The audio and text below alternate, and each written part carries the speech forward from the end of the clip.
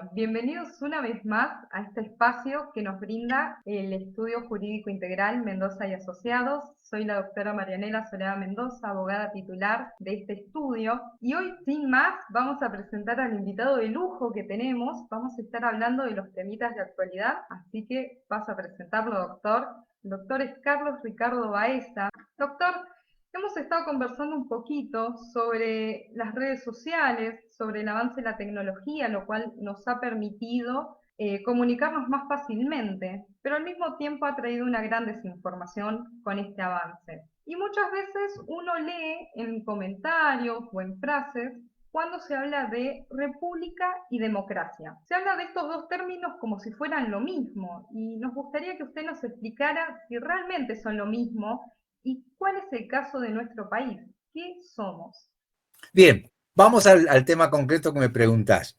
República y democracia. Yo siempre en la universidad recurría a una tradicional clasificación de formas de gobierno que a mí me sigue pareciendo muy importante, no obstante que es muy vieja, y ha habido otras muchísimas, pero para mí la clasificación de Aristóteles siempre me pareció muy actualizada de los años que han pasado. Y fíjate por qué te digo, porque esto conduce justamente a desterrar ese aspecto de confusión entre república y democracia. Aristóteles había establecido una clasificación de forma de gobierno muy sencilla, según quienes gobernaban, cantidad de personas. Entonces decía que había tres formas justas. Si gobernaba uno, era la monarquía. Si gobernaba un podelit, los mejores, era la aristocracia. Y si gobernaba la mayoría, era la república. Pero entendía que estos gobernantes podían dejar de gobernar para todo el pueblo, y gobernar únicamente para su grupo, para su élite, para él mismo. Entonces decía que a cada una de esas formas justas le correspondía una forma injusta. Y entonces dijo que la monarquía podía derivar en tiranía, la aristocracia en oligarquía, y aquí viene la sorpresa, y la república en democracia. Es decir, para Aristóteles, la peor forma de gobierno era la democracia, porque él decía, un monarca, uno solo, que digamos que se pervierta, es uno. Un grupito que era la aristocracia, que se convierte en la oligarquía, es un grupo. Pero la democracia era todo el pueblo, era el desgobierno del pueblo. Bien, esa fue la clasificación original de Aristóteles. Ahí no hay ningún tipo de confusión, porque la república era la forma justa y la democracia la forma injusta. Ha pasado el tiempo, han pasado los siglos. Hoy día de esa clasificación, las dos primeras formas prácticamente han quedado desaparecidas, es decir, la monarquía. Las monarquías que hoy conocemos son aquellas monarquías donde el monarca ha perdido prácticamente todo el poder. De allí la fórmula que se utiliza del rey reina pero no gobierna. Al principio, las primeras monarquías eran gobiernos de un monarca que tenía el poder terrenal, es decir, lo que hoy conocemos como función legislativa, ejecutiva y judicial, pero aparte el monarca era Dios. Por ejemplo, el caso típico de los faraones. Vos sabés que el faraón se hacía construir una imagen suya y él oraba delante de su propia imagen. Él era el faraón. Bueno, esas monarquías absolutísimas obviamente desaparecieron. Quedaron las monarquías absolutas, o sea, cuando ya el monarca no es Dios, pero sigue teniendo el ejercicio de los tres poderes, que son las primeras monarquías europeas absolutas. Allá por el 1200, 1300 en Inglaterra comienzan a aparecer limitaciones al monarca, que le van quitando poderes, es decir, aparece primero un grupo de 25 varones con B larga, no hagamos la confusión de alguien conocido, que confundió varones con varones. Varones nobles que querían tener injerencia en el de la cosa pública, porque en definitiva ellos eran los que pagaban los impuestos. Entonces se formó un grupo de 25 varones y en la Carta Magna se estableció que el monarca, antes de colocar un impuesto, tenía que pedir autorización a ellos. Esta base de estos 25 varones fue el origen de lo que hoy es la Cámara de los Lores. Y al mismo tiempo, los representantes de las comunas también quisieron tener participación y se fue gestando otro movimiento que llevó a lo que es la Cámara de los Representantes. La Cámara, digamos, de los diputados nuestros sería, la Cámara de los Comunes en Inglaterra. Entonces, ya para 1400, estas dos cámaras funcionaban por separado y el monarca había perdido ese poder legislativo que antes tenía. A su vez aparecen funcionarios judiciales que se ocupan de la rama justicia, así que al rey le va quedando únicamente la función ejecutiva. Y finalmente llegan las monarquías actuales, donde al aparecer la figura del primer ministro o del presidente, ya el rey no tiene ni siquiera la función ejecutiva. Por eso se llama el rey reina, pero no gobierna. Entonces las monarquías evidentemente hoy día han virado hacia este tipo de monarquía que ya de monarquía no tiene nada. Obviamente su contrafigura, la forma injusta que sería la tiranía, desapareció. Hoy a ningún monarca le da el cuero para poder ser tirano. Así que eso desapareció. Y la segunda forma, la aristocracia, el gobierno de los mejores, siempre se hablaba o se quiso confundir diciendo que Aristóteles se refería al gobierno de los ricos. En realidad, Aristo viene de mejores. Aristocracia es el gobierno de los mejores. Lo que ocurre es que en época de Aristóteles, los mejores para gobernar era la clase alta, las fuerzas armadas, el sacerdocio, los nobles, los señores feudales. Entonces, claro, pero no es que era un gobierno de ricos, era un gobierno de los mejores, como fueron las famosas gobiernos medievales, en Venecia, por ejemplo, en Florencia, que eran típicas sistemas aristocráticos.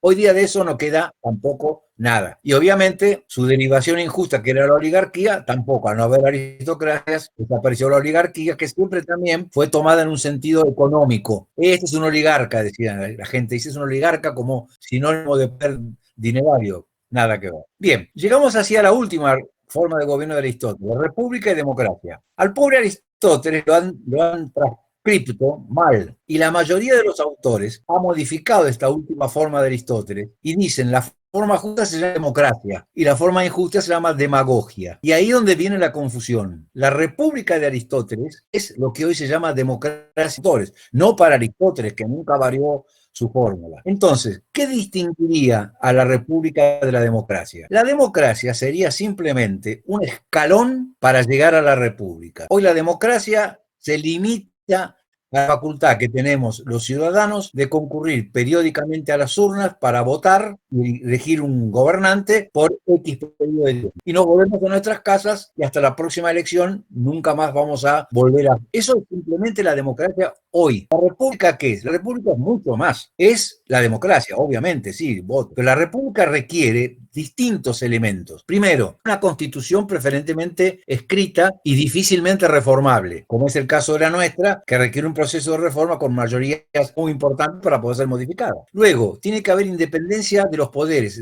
Los poderes tienen que ser independientes uno del otro, tienen que estar divididos. Y sobre todo, la independencia del poder judicial, que es el más importante porque es el que puede declarar inconstitucionales los actos de los otros dos poderes, del poder legislativo y del poder judicial. Tiene que haber publicidad de los actos de gobierno. Es necesario la responsabilidad de los funcionarios, es decir, mecanismos que hagan a que todo funcionario que maneje la cosa pública, la red pública, tenga un mecanismo para su responsabilidad. Es también necesario que exista derechos y garantías para todos los habitantes. También sufragio universal, partidos políticos. Es decir, es un conjunto de elementos que hacen a la república. Por eso, la democracia es simplemente un elemento más. Fíjate que nuestra constitución, nuestro constituyente del 53, conocían la reforma de Aristóteles. El artículo primero utiliza 3 palabras. Dice que la nación adopta la forma representativa, republicana y federal. Dejemos de lado la última palabra, federal, que no se refiere a forma de gobierno, sino a forma de organización política del país. Bueno, las 2 primeras palabras, república y representativa, aluden justamente a la república de Aristóteles, a la forma republicana, no a la democracia. Entonces la república que tenemos nosotros es una república,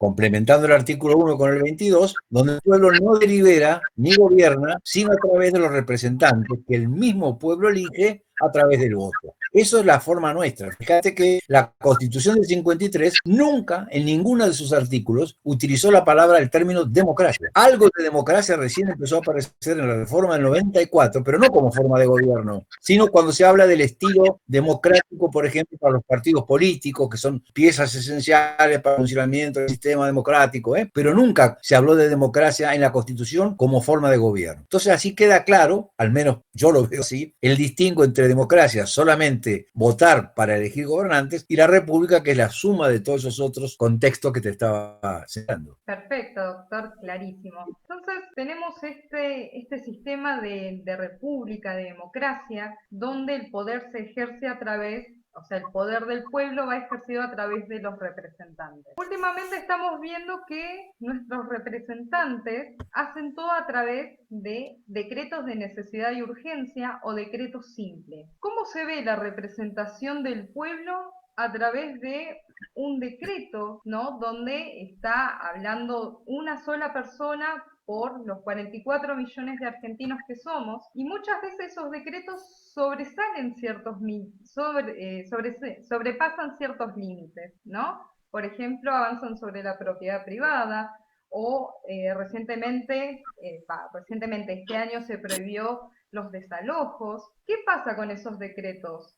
¿Realmente representan? Y segundo, ¿son constitucionales? Bien, el tema de los decretos de necesidad de urgencia se incorporó a la Constitución nuestra recién en la reforma del año 94. No es que no hubiera habido antes decretos de necesidad de urgencia, había habido algunos con esa forma, pero digamos no estaban constitucionalizados. Y la justicia en algunos casos decía que podían ser válidos y en otros no. A partir de la reforma del 94 se estableció ya un artículo concretamente donde entre los atributos del presidente se encuentra de dar decretos de necesidad y urgencia. Pero ¿qué pasa? Los decretos de necesidad y urgencia tienen que ser únicamente, como lo establece la propia Constitución, para aquellos casos en que por medidas extraordinarias no sea posible seguir el procedimiento común para la sanción de una ley. Por ejemplo, hay un terremoto que afecta a todo el país, escala 9. Bueno, evidentemente, ninguno de los legisladores que viven en distintas provincias pueden trasladarse hasta la capital para sesionar en el Congreso. O hay una inundación, una terrible inundación. Entonces, en esos casos donde hay un hecho extraordinario y una imposibilidad de sancionar las leyes de acuerdo al procedimiento común, la Constitución oculta al presidente para que dicte un decreto de necesidad de urgencia que tiene que ser firmado por el jefe de gabinete y todos los ministros y que tiene que ser aprobado por el Congreso. Eso es la esencia. Ahora, ¿qué ha pasado? En los últimos tiempos se ha recurrido con el tema de la pandemia a los decretos de necesidad de urgencia. Y bueno, estamos en pandemia, el Congreso no se puede reunir. Los parlamentos de todo el mundo durante la pandemia se siguieron reuniendo, algunos en forma presencial, otros en forma mixta, presencial virtual, pero no pararon de legislar. En la Argentina directamente tuvimos un periodo prácticamente de 4 meses donde no se dictó ninguna ley porque el Congreso no estaba reunido. Y eso se aprovechó para sancionar decretos de necesidad de urgencia a troche y moche. Evidentemente que todos esos decretos de necesidad de urgencia no pueden ser validados, pero luego los valida. Hay muchos que son materias que no pueden ser validadas. Es decir, el Congreso está en una posición bastante, digamos, cómoda, en una especie de autofujimorización, es decir, como hizo Fujimori que directamente dejó el Congreso cerrado, el Congreso se autofujimoriza, es decir, delega en el presidente ese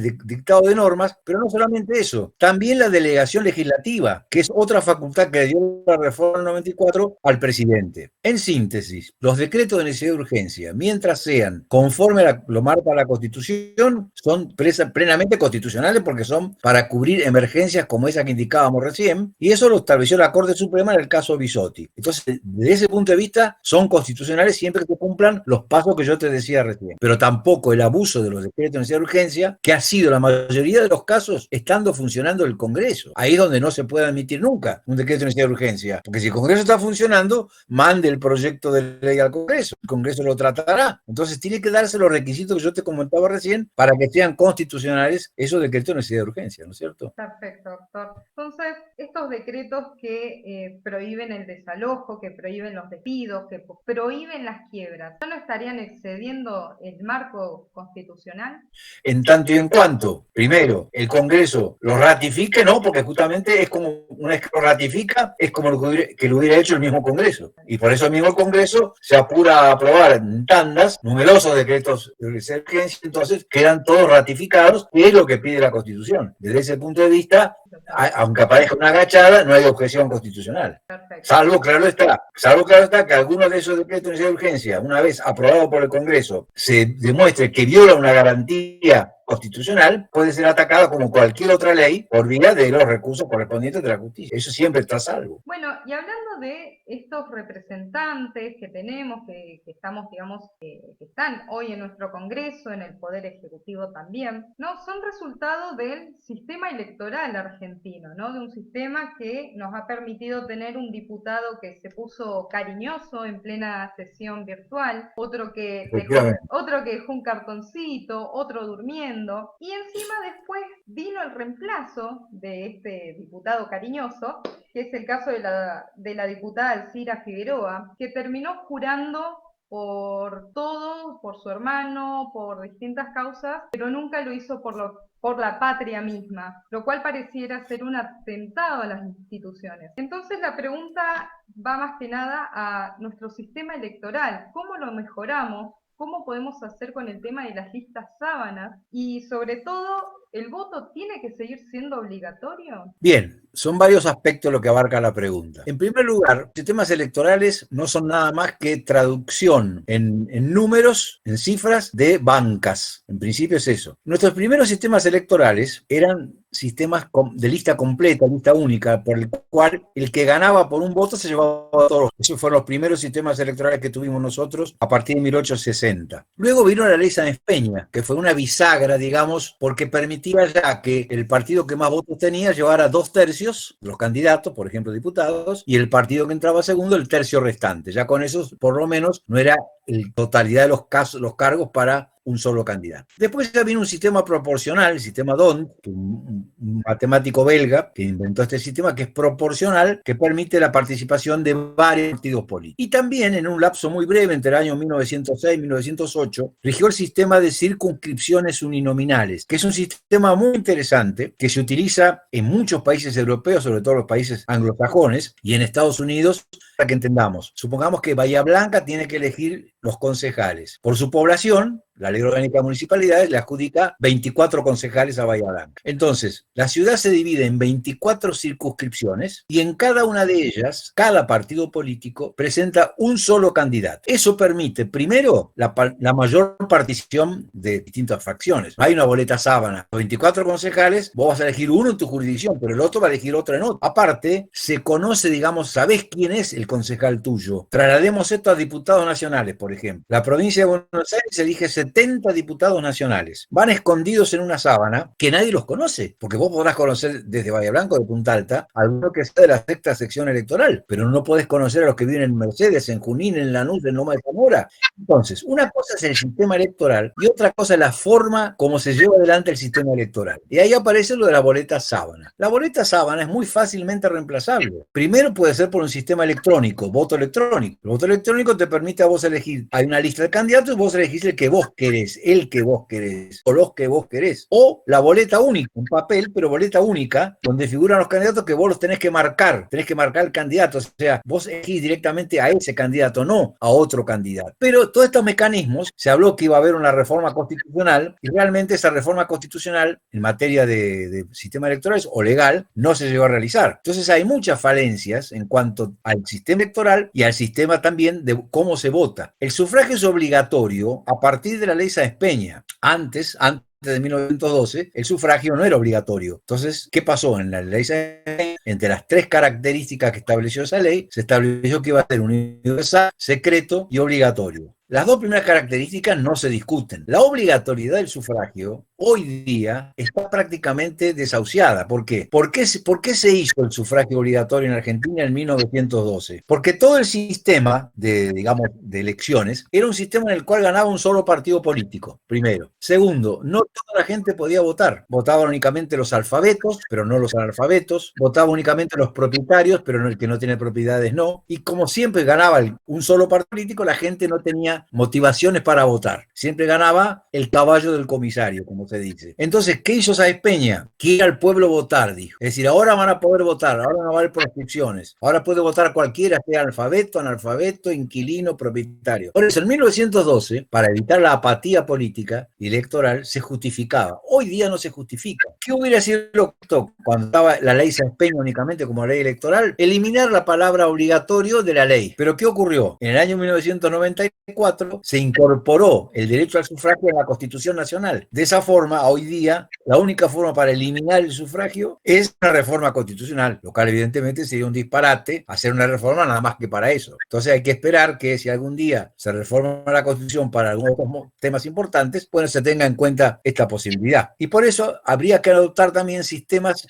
aparte de la boleta única, o del voto electrónico, habría que adoptar sistemas electorales más modernos, más actualizados. Por ejemplo, una mezcla de DON con circunscripciones. Hay un autor italiano que establece justamente que cuando hay sistemas de listas completas, de listas sábana, como diríamos nosotros acá, es muy fácil que los candidatos se escondan atrás de las boletas. En cambio, cuando hay un sistema de circunscripciones uninominales, donde hay un solo candidato por circunscripción, es muy difícil esconderlos. Y entonces él, estoy hablando de Sartori, el politólogo italiano, y él dice los caballos de Calígula. ¿Por qué? Porque dice que Calígula, bueno, conocía la anécdota que Calígula, para demostrar su poder, nombró senador a su caballo. Entonces dice Sartori que en un sistema de listas de sábana, los caballos de Calígula se pueden esconder adentro de esa lista porque nadie los conoce, nadie sabe quiénes son. En cambio, en un sistema de circunscripciones es muy difícil que un partido ponga como a su único candidato en una circunscripción si es una persona incapaz como este América que andaba ahí a los besos con su secretaria, ¿no? Así que habría que cambiar un montón de elementos, pero sí, es necesario realizar modificaciones en el sistema electoral argentino, sin duda. Muy bien, doctor. Bueno, seguimos hablando también del tema de los representantes y estamos llegando a un punto que es libertad de expresión. Hace un mes y medio más o menos, el periodista Eduardo Presto Felipo, quien se hace llamar el Presto en redes sociales, fue detenido por un tuit donde expresaba su opinión con respecto al actual vicepresidente. Al mismo tiempo, en distintas localidades del país, en Tolwyn, por ejemplo, Tierra del Fuego, Telmo Benítez, un periodista que estaba transmitiendo su programa radial diario, fue brutalmente golpeado por personal del municipio. Lo mismo pasó con Luis Mancini en Chaco, que es un periodista que estaba investigando al intendente y a la policía de aquella localidad. ¿Qué pasó? A raíz de todo esto, salen desde el gobierno, desde nuestro estado, a informar que van a constituir un observatorio llamado Nodio, ¿no? Para evitar la supuesta desinformación. Acá me gustaría, doctor, que nos explique si es que estamos ante la censura previa y en caso que sea así, ¿qué es la censura previa? Sí, evidentemente estamos en presencia de un caso típico de censura previa. Es importante señalar que dentro del marco de la Constitución